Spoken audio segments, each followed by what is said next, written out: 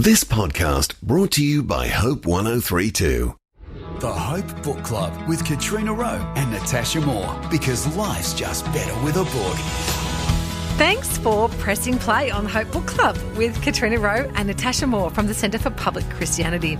In episode 26, we are reading pandemic books. It had to happen.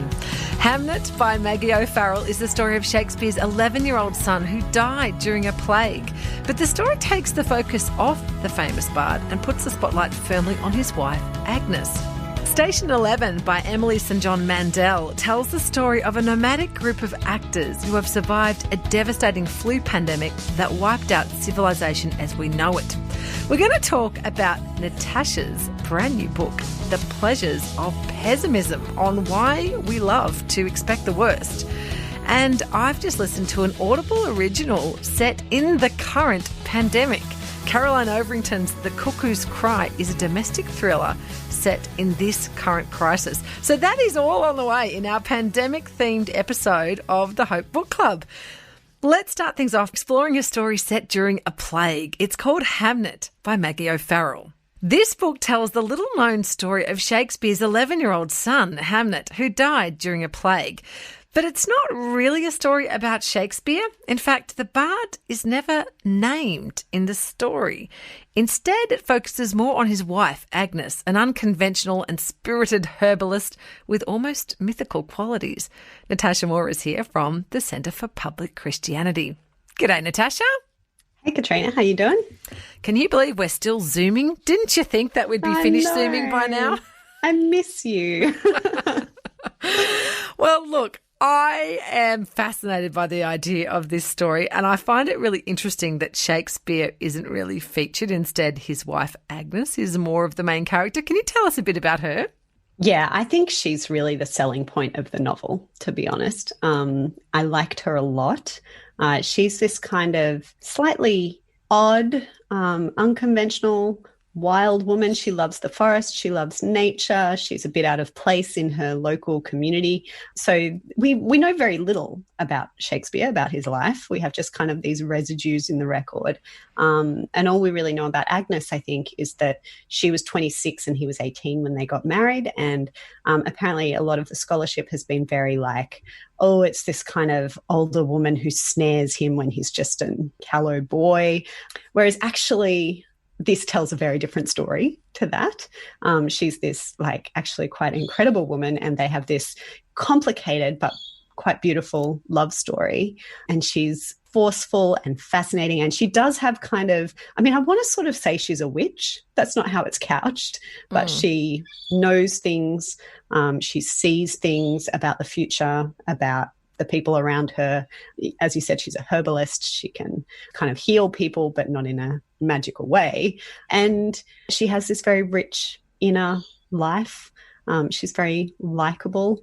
And really the whole story is about grief.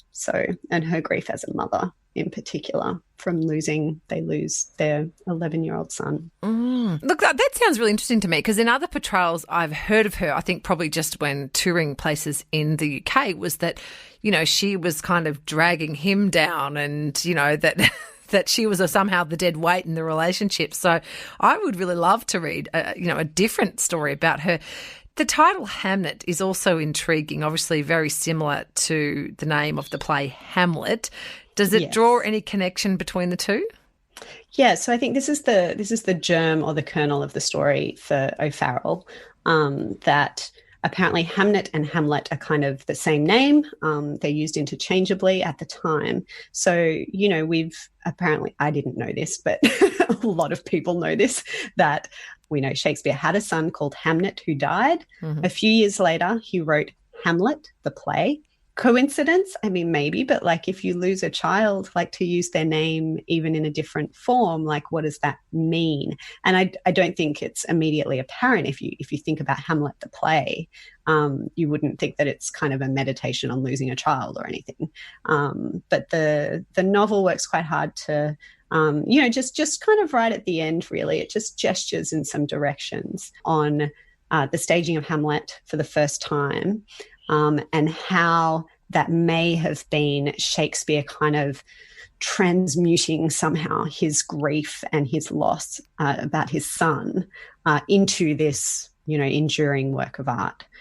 So I don't think it's not kind of crucial to the plot or anything, but I think it does frame it in a way that makes you care about these people and their story and their family 400 years ago, and what they went through. Do you think there is a Shakespearean sort of quality to the writing, or are there Shakespearean themes that emerge throughout the story? It's beautifully written, and it does kind of draw you in. I don't think if it were not about Shakespeare, Shakespearean is not the adjective that I would use. It's quite, there's a sort of impersonality to Shakespeare in some ways. And this, on the contrary, is sort of a very personal, domestic, intimate look at, partly at him, through Agnes's, his wife's eyes, and her understanding of his genius, ahead of his understanding of it, actually. So contrary to that kind of story that you were saying gets told, it's really her that kind of sees his potential in this version and kind of encourages him towards his vocation, I suppose. Okay. But it's very much a kind of family story about her relationship with her children, her complicated relationship with her husband, who she loves, but who is, away fulfilling his potential in London, writing and acting in these plays. So it's, I think in that sense, very different to Shakespeare. And I think it is an interesting choice, as you pointed out, that we never hear his name. We know who he is. Everybody else in the novel is named, but he's always the husband, or Hamlet's father, or Judith's father, or the son, the in-laws live next door. The Latin tutor, I heard. The Latin tutor, yeah, which is how they meet. He's tutoring her brothers in Latin. I mean, the impression I'm getting from you is that it's almost the opposite to Shakespeare in that so many of Shakespeare's plays focus on big historical events, grand scale mix-ups, mistaken identities, and this is almost coming right down to the micro level of, very small household relationships and domestic dramas. There are a few moments where it kind of broadens out. So, part of the theme of the novel is about the plague coming to town, and there is a point where the narrator zooms out and you see how the plague comes there. So we go from kind of North Africa and a particular story of a monkey and this boy and that transmission and these people in Italy and blah. And it gives you this kind of bird's eye view, which is, again, still intimate. Like, you meet these kind of people along the way, and it has that kind of historical contingency feel to it. If this particular thing with this particular person hadn't happened at this point, then this 11-year-old boy in Stratford would not have died. So, there are elements of that, but I think the most successful thing about the novel is really the kind of interior world of Agnes and of the children. Okay, so who do you think would enjoy this book? I think fans of historical fiction. So I'm not sure that that's me. I think back to about any earlier than Jane Austen, I think I get a bit like, oh, do you have to tell me so much about agricultural practices and and how people washed at the time? I care in theory, but I find often that kind of narration tiresome.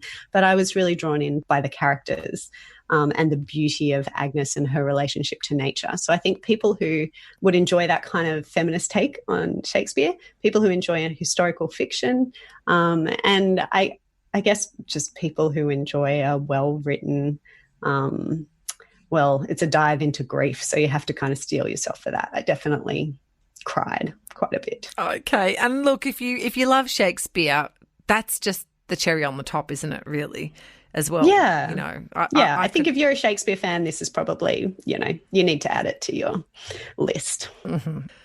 Well, that's got me intrigued. Now, your next choice is a book that also features a pandemic, but this one seems to only get fabulous reviews, really enthusiastic reviews. Station 11 by Emily St. John Mandel. Okay, Alexandra said. picking up an earlier conversation. So, when you saw the computer screen in Traverse City, what about it? In Traverse City, the town they'd recently left, an inventor had rigged an electrical system in an attic. It was modest in scope, a stationary bicycle that, when pedalled vigorously, could power a laptop. But the inventor had grander aspirations. The point wasn't actually the electrical system. The point was that he was looking for the internet. Station 11 by Emily St. John Mandel. This is a post-apocalyptic novel about a Hollywood star who has a heart attack on stage during a production of King Lear. Very Shakespearean, that part, Yeah, Natasha. we're here for the Shakespeare links. And Shakespeare's and plagues. And look, this just happens to be on the night that a devastating flu pandemic arrives and wipes out civilization. This book has been described as a firecracker of a novel, as soul-quaking, audacious and darkly glittering. It seems to make a really big impact on its readers. Natasha, did this make a big impact on you as well? Absolutely. I mean, to be fair, I read this book. It's been on my shelf for a couple of years. I've been meaning to read it. I got it at a kind of book club Christmas party kind of thing. And the week that I decided to read it was the week that we went into lockdown in March, where we, were kind of like, oh, are we going to work? Are we working from home? Oh, no, everything, That's when I read about this civilization-ending flu pandemic, which was either the perfect moment or absolutely the wrong moment. But I really... so I think I found it extra enthralling, but it probably doesn't need that to be enthralling. Like, those reviews are right. It's a really amazing, gripping, enjoyable read. But, now that you have actually lived through a pandemic, I mean, we've been in this for a lot longer than when you read it. Do you think it was like relatable? Was it on the money in some aspects of what would happen? So I guess because it was early days, there was a sense of like, oh, could it look like this? But also, even then, it was obvious, I think, that we're not talking about the same thing. This is a novel about, if you're going to write a novel about kind of an apocalypse, it's got to be huge, right? So it's really not the beast that we are dealing with. It's a flu strain that kills almost everybody who gets it. Like 99% of Earth's population dies. It's highly contagious. You get it within a few hours, you die the next day or the same day. So we're not really talking about the same thing. In the novel, like when I say civilization ending, like there just aren't enough people and there isn't enough knowledge. There's no more petrol. There's no more internet. There's nothing. They're back to subsistence. Well, tell us more about that, what the world looks like, post-pandemic in Station 11. Because there are different time settings in the novel. So, it kind of begins, as you said, on this night when the flu pandemic kind of begins. But it goes back in time to give you some of the characters' backstories. And mostly it's kind of set 20 years after the pandemic, when what you had, so it's not kind of the immediate fighting for survival stuff. You get a little bit of that as we go along, but mostly it's 20 years later, and we follow these characters who are part of this traveling symphony, who, they go around to the isolated settlements of survivors who still exist, are kind of like scrabbling their existence out, and they perform Shakespeare. People mostly want Shakespeare because, and it's a quote from Star Trek actually that they have on their painted on their vans. It says, "Survival is not enough." The reason that the Travelling Symphony exists is because survival is not enough. People want the best of what was there before, and it brings kind of a little bit of the magic back of, and so it's really interesting to read because it's looking at our own civilization, our own experience of life and society through the eyes of all of that being lost, like all of it. It gives you this weird nostalgia because you're nostalgic for things that you have. There's a lot of phrases in the book that are like the last cappuccino, or 2 weeks after the end of commercial air travel, or wow, all that's these things where you're very like, whoa, prophetic. How do these future fictional characters view the era that we are living through, or perhaps the era we were living through just before COVID hit? Well, one of the most interesting things is that it depends very much how old you are, right? So one of the main characters was only 8 years old when it happened.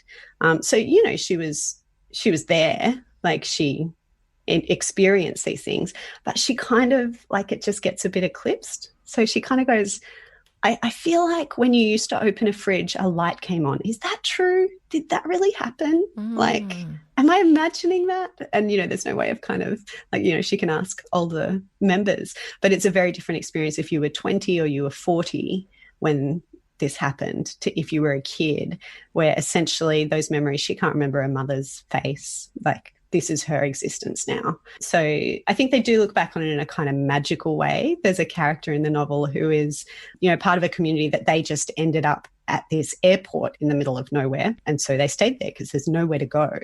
And he's set up a kind of museum of civilization where all the things that are now useless, like credit cards and stilettos and car engines, he kind of puts them out as exhibits. That it's this sort of monument to the life that was, and that's kind of fascinating to them, but just so completely useless. Like, literally, these objects have no use. What are they left with? What's valuable to them in this new existence? Is that where the arts comes in? Yeah, I guess that kind of sense of, well, we are still human. There is still goodness to humanity, even in spite of the trauma and what everyone's been through, and some of the really horrible things that happen that a lot of them are trying to block out. There is some kind of drama and conflict. There's a prophet figure. They go through a particular town where they had left members behind who were having a baby, and they've come back a few years later and they've come to pick them up, but they're not there. And everyone's a bit on edge. There's kind of a sort of cult situation happening. So there are these sorts of, you know, there's current drama as well. It's not just all like looking to the past.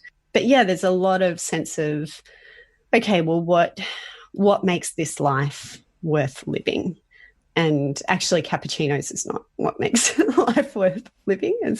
People need to know this, right? Yeah. Because there's a lot of people confused about that. Yeah. I mean, I love. Do they have tea? Cappuccino. Do they have tea in this world, Natasha? Because I don't know if I can go there if they don't have tea. Oh, I do not recall. There are interesting things where they kind of, if they're going through remote areas, there are still houses that haven't been touched, and they'll go through and kind of find things from the old world. Do you think a tea bag would still be? Oh, yeah. 20 years later? It'd be stale, but if it's all you've got, yeah. Yeah. It'd do. Well, this has really got me fascinated. I wouldn't have thought that I would want to read a book set in an apocalyptic pandemic right now, but you're painting such a great picture of this. And the reviews I read were just so enthusiastic. I rarely find, such glowing reviews for a book. What do you think makes this novel such a treasure? I think the premise is fascinating. We all love a collapse of civilization story, right? It really puts things into perspective and helps you to see more clearly what our lives are like, what our society is like. And she really delivers on that premise. It would be easy to do that, there are some good points, but didn't really reach its potential. She really delivers. And also I really loved her writing and her, the psychology of the people in it. There's this wonderful passage about the irritations that all the symphony members have with each other. And it's just so human, that they're kind of surviving this massive thing and eking out this existence. But also people have their petty grudges and squabbles, and that's that's life. That's human nature. So I believe her, and I think one of the things I really love about these sorts of books is when things happen and the way that things unfold, everything that happens, you go, I didn't see that coming, but it absolutely would be that way. I see that. Yeah. Right? So when it's inevitable. Surprising but still believable. Yeah. Yeah. And she nails that, I think. So I really recommend it. I think everyone would enjoy it. If you're feeling really anxious about COVID right now, it might not be the time. or it kind of might be the time. I don't know if it would be therapeutic because it might make you go, oh, okay, we have a government that's operational. That's nice. You know, like we still have coffee. Like, and petrol. I mean, it could really put things in perspective, right? Yeah. I agree. Well, that book sounds awesome. Now let's talk about another awesome book, Natasha. Your book, The Pleasures of Pessimism. Firstly, you have just won the Christian Book of the Year award for 2020, and I believe on the same day. Is that right? On the same day. The next day. Okay, the next day launched a new book. Now, honestly, don't you think you should give someone else a turn? You know how it's like buses, you know, nothing happens for ages and then three they come all come at once. That's right. No worries. Hey, so you've called the book The Pleasures of Pessimism, which, you know, sounds a little bit like you're promoting pessimism. In what sense is pessimism pleasurable? I think in quite a lot of ways we enjoy our pessimism. Obviously, there's some anxiety and pain that goes along with thinking that things are going to go off the rails and that everything's terrible and getting worse. But I think actually you look at our clickbait habits, you look at the way we write headlines, you look at the sorts of movies and books that we consume and are obsessed with. There's something enjoyable about all this, about imagining the end of the world as we know it. And I think partly, you know, they are kind of fascinating stories to think about. Partly it's maybe kind of a way to exercise our fears, to imagine the worst case scenario and therefore to kind of deal with that, like that in your head safely, or even to motivate us to kind of do something to make sure that that doesn't happen, that our future doesn't end up like that. But I think also there's something about imagining the worst case scenario that for us is a way of thinking through how life is now and how we wish it were different.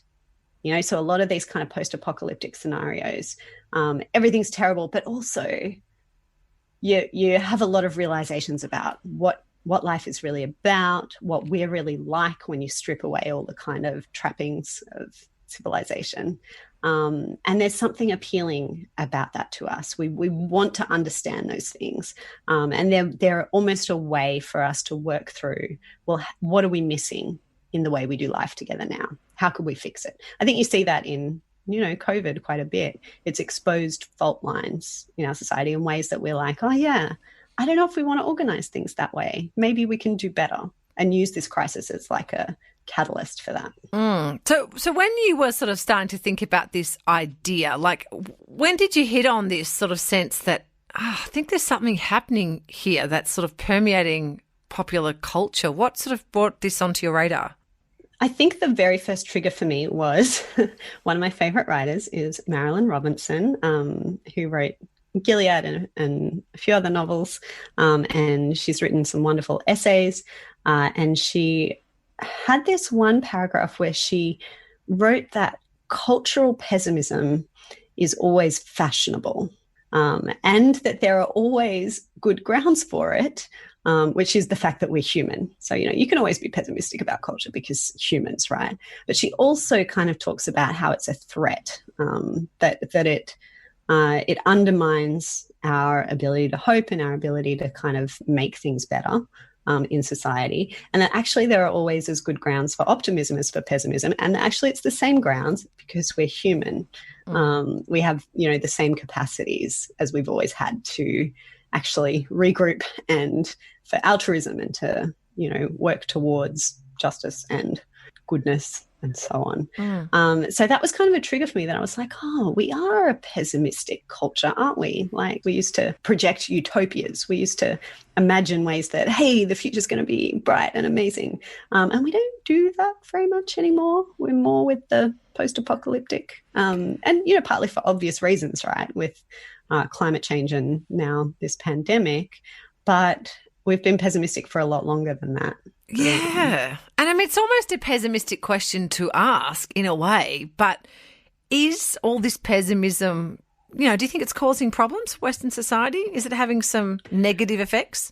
Yeah, I do think so. So I try to see the positives. I think there are some potential positives to some pessimism, and I think there's a healthy pessimism about, for example, human nature. But in the book, I go through kind of, I call them the sort of four horsemen of the apocalypse, that these four kind of threats to us caused by our pessimism. And one of them is polarization, that I think that our pessimism has become very, it's not just that everything's going off the rails, it's their fault. And if it weren't for them, it'd all be fine. And so I think that fracture, like it's exacerbating the divisions between, left and right, but it's not only left and right, generations and, religious and not religious. And when we are pessimistic in a partisan way like that, I think it actually makes it really hard for us to work together to make the future better. We get kind of apathetic, we get fatalistic, we get, negative. We'd rather that things go down the toilet than that we be wrong. Yeah, because we can blame them, you see. We need to blame them. We need to, I can see that that's an issue. There's a self-righteousness to that that's really tempting and really kind of satisfying until it's not, of course. So what do you see then as the antidote to pessimism? Like, what can we do to counteract it? There are practical, particular things, I think. But then there's also sort of overarching things. So I think in terms of the practical things, one helpful thing is to consider our diet in terms of what we consume of news on social media. We will always have more of a sense that things are going wrong in the world out there than in the place where we live, because as one author I quote says, he's like, out there is much bigger than here where you live. So it can give you an impression that so many things are going wrong because there are so many, places in the world. But actually, because we only ever really report bad news, we do get a skewed perception of the good and bad in the world. So I think what I really want in the book is for us to, I'm not trying to prescribe anything really. What I want is for us to kind of notice our pessimistic habits of thought and the emotional toll that that's taking and the social toll that that's taking. And I think if we're aware of it, then that kind of gives us the power to say no a bit more to the clickbait and the headlines, and the doom scrolling is a term that I saw used recently of Twitter in particular. So that's a kind of practical one. I think overall, I'd really conclude that your pessimism or your optimism about the future is going to be a function of what you think the world is actually like and what you believe humans are really like. That if you think everything's just an accident and we're a species that happened to evolve and at some point we're going to go extinct and that's all there is, then there's no real reason to think that things will get better. Like, totally could go either way, right? Whereas, I'm a Christian. I think that hope is actually part of the deal. Like, it's built into the fabric of the universe. Justice is built into the fabric of the universe. It's not a thing that we have to force. Like, it's a thing we ought to work towards. But I think that we can do that with confidence that it's going with the grain of things, not just against the grain of things. I hope that reading the book is also an opportunity to think through those things a bit. What do I really think the world is like? Do I believe that it's hopeless? Do I believe that it's hopeful? What does that do for my ability to actually change the future in some way for the better? Well, thank you so much for telling us about the new book. Congratulations, Natasha. Thank you. Thanks for the chat. And maybe just, not another one next week, Maybe you could wait like 3 weeks before you... I'll take a break. So, Natasha, when we said we'd do a pandemic episode, I was like, but I haven't read anything, right? And then you wouldn't believe it. I'm doing a big drive and up on Audible pops this new story by Carolyn Overington. Have you heard of her? She's like an Aussie... I've heard of her. I haven't read any. Right. So she's a journalist by background in magazines and print, and she's written a bunch of novels. I've read one or two of hers.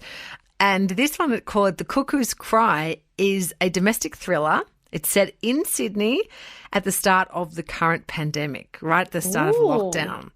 Wow, she really pumped that up quickly. Yeah. So often with the Audible originals, they're a little bit shorter. They're more novellas. Okay. So, but basically this stranger Morgan, who is a 19-year-old, turns up on Don's Bondi doorstep claiming to be his long-lost granddaughter from a child that was adopted. And Don actually opens up his heart and his world to this character Morgan, and the two start spending every minute together in lockdown. And But did you say it's a thriller? Right. So, and Don's been lonely and isolated, and he loves Morgan's company because she makes his life fun again. But Don's daughter, who is a busy restaurateur in the Hunter Valley, and she's a mum of 2 as well. She's got a lot on her plate, and obviously the COVID situation is very challenging for their business. And she is very suspicious of Morgan's motivations and her identity. So from the very beginning, there is this seed of doubt. Is she really who she says she is? What does she want from Don? And so, yeah, it's got some interesting themes about loneliness of the elderly, the way lockdown made some people more vulnerable, the difficulty of trying to cope with some of the sudden changes of the pandemic while actually trying to protect, older people like Don from the actual virus. Yeah, there's a lot to work with in that, I think, for a thriller. Yeah. Was it thrilling? You know what? From the outset, this story got me in. It really did get me in. And the only thing that I would criticise is, for me, at the end, it sort of goes slightly on a tangent. And I guess often with the Audible originals, Natasha, because they are churned out quite quickly and they're released quickly and they haven't been a book first, the editing process hasn't been quite as effective. But this is a great listen. Caroline Overington is a very good storyteller. The one thing I really want to say about this is the performance by the narrator, Amy Horn, is standout good. She is an excellent narrator. She does all the characters beautifully. The way she captures teenage girls speak, I mean, you've got to give credit to Caroline Overington for capturing that as well. Yeah. But the way she delivers it, it's just gold. Every character is perfectly performed. It's a real delight. To recommend an audiobook. Well, I loved it. Yeah, I loved the performance. I absolutely relished it. So well done, Amy Horn, and well done, Caroline Overington as well. In fact, when you read the reviews, Natasha, the consistent theme is, wow, how is this out already in the pandemic? Yeah. So, capitalising. Quick. Yeah, it's a good effort. So it rang true for your experience? We're in Sydney and... Well, I think that's the thing. For those of us in Sydney, it really did ring true. I think people in other parts of the world might find that different because, of course, we still been able to go to shops and things like that. So it probably is a little bit different to experiences in other parts of the world. I think it was pretty true. It's set in Bondi. And the interesting thing is my husband's grandfather was that old school Bondi, in the old house there. And honestly, she got that spot on. They could have been the same person. Yeah. Wow. So, yeah. Well, look, that I think wraps up our pandemic episode of the Hope Book Club. In this episode, we have reviewed Hamnet by Maggie O'Farrell, Station 11 by Emily St. John Mandel. We talked about Natasha's new book, The Pleasures of Pessimism, and I reviewed Caroline Overington's The Cuckoo's Cry, an Audible original audiobook. So thanks for sticking with the Hope Book Club, because life in a pandemic is better with a book.